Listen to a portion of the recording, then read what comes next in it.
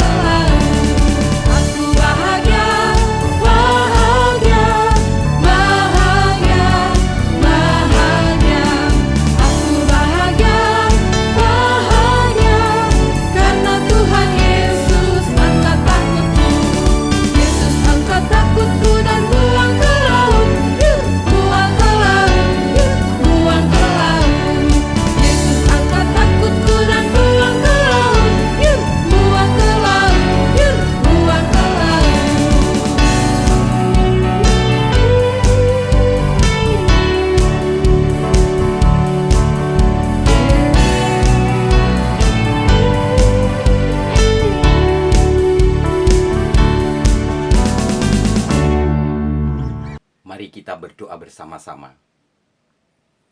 Tuhan, terima kasih atas pagi hari ini. Kami boleh mendengarkan firman Tuhan. Sucikan telinga dan hati kami, agar kami siap untuk mendengarkan firman Tuhan. Di dalam nama Tuhan Yesus, kami sudah bersyukur dan berdoa. Amin. Kita buka bersama-sama Alkitab kita. Di kitab Perjanjian Lama, Kitab Kejadian, pasal yang ketiga, ayat yang ke-15. Sudah dapat semuanya? Saya akan bacakan buat kalian semua. Kejadian pasal yang ketiga, ayat yang ke-15. Demikian firman Tuhan. Aku akan mendatangkan permusuhan antara engkau dan perempuan ini, antara keturunanmu dan keturunannya. Keturunannya akan meremukkan kepalamu, dan engkau akan meremukkan tumitnya. Baik, adik-adik yang dikasihi oleh Tuhan, hari ini kita akan mengulas atau meninjau kembali kasih Allah dari kitab Kejadian sampai dengan Ester. Allah yang penuh kasih dan setia memegang kendali atas seluruh ciptaannya. Allah ingin mewujudkan suatu rencana yang agung di dalam karyanya yang berdaulat. Dia bekerja melalui banyak orang dan peristiwa yang nyata saat dia menciptakan segalanya, menyelamatkan dan menebus umatnya bagi dirinya. Melalui penciptaan yang diawali dari kitab Kejadian, kita menemukan berbagai tokoh yang dipimpin sendiri oleh Tuhan untuk menggenapi janji-janjinya bagi manusia dari kejatuhan di dalam dosa yang dilakukan oleh Adam dan Hawa, sehingga manusia tunduk di bawah kuasa dosa. Allah begitu mengasihi manusia.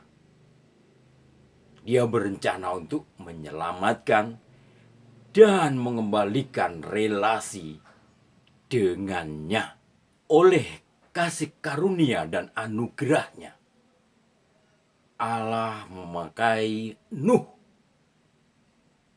dan mendatangkan air bah yang menenggelamkan semua umat manusia oleh karena kejahatan mereka. Dan tinggallah Nuh bersama keluarganya sampai ke zaman Babel. Tuhan menyerahkan manusia ke seluruh bumi. Kemudian Abram atau Abraham diberikan janji yang begitu agung mulia. Dan Ishaklah yang menjadi pemaris umat kovenan Allah. Dari Ishak, janji itu diwujudkan kepada Yakub yang disebut Israel. Yakub memperanakkan Yusuf yang pernah menjadi perdana menteri di Mesir. Dan dari sinilah Allah mulai membentuk karakter umat kovenannya. Dengan berbagai kisah, peristiwa, serta penderitaan saat mereka ditindas di Mesir. Allah memakai Musa untuk membebaskan dari perbudakan dengan kedahsyatan dan keajaiban yang luar biasa. Estafet kepemimpinan Musa diberikan kepada Yosua untuk menyeberangi sungai Yordan dan menaklukkan Yeriko serta merebut Kanaan, tanah perjanjian yang disediakan oleh Allah. Dilanjutkan oleh hakim-hakim sampai ke zamannya Rut dan Naomi,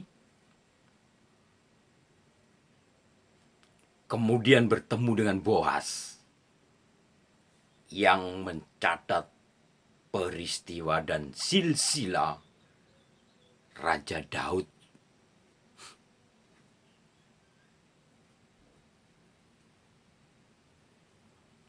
Samuel lahir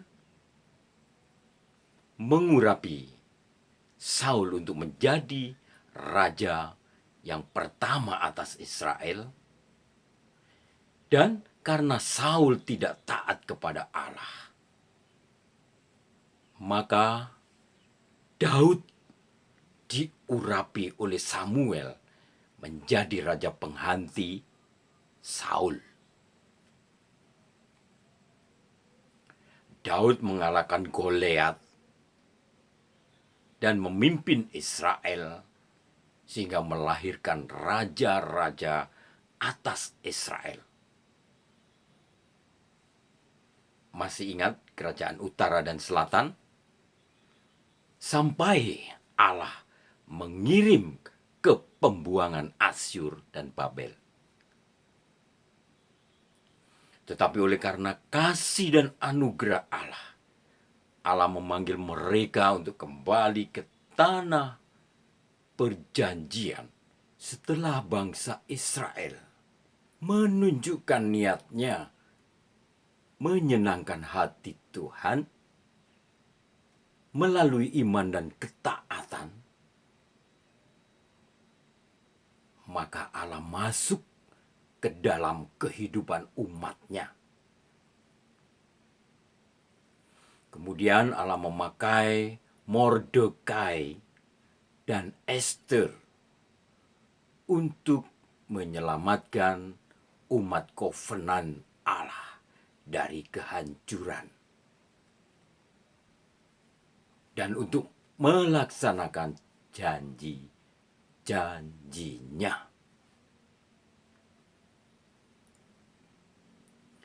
Adik-adik yang dikasihi oleh Tuhan, sangat penting bagi kita untuk membaca firman Tuhan dan berdoa secara teratur, supaya kita selalu dekat dengan Tuhan dan mengingat akan kasih-Nya terhadap kita. Dan supaya kita selalu ingat keajaiban-keajaiban yang dikerjakan oleh Tuhan. Juga mengingat tokoh-tokoh yang dipakainya dengan peristiwa-peristiwa yang ada. Karena Alkitab mengisahkan tentang kasih dan kebaikan Tuhan kepada umat manusia. Dan yang ingin menyelamatkan kita dari belenggu dosa. Dan Allah berencana untuk menebus umatnya. Dengan memahami dan merenungkan firman Tuhan, kita mengerti bahwa Yesus dinubuatkan dan diperkenalkan di Perjanjian Lama untuk menghancurkan kepala ular dan mengalahkan maut, dosa, dan kematian melalui penyaliban dan kebangkitannya. Seperti yang sudah kita baca tadi. Dan apa yang tertulis di dalam kitab Keluaran, pasal yang ke-12, ayatnya yang pertama sampai ke-14, firman Tuhan itu menyatakan bahwa keselamatan diperoleh melalui pengorbanan Yesus di kayu salib. Darahnya menebus kita dan menyelamatkan kita dari maut.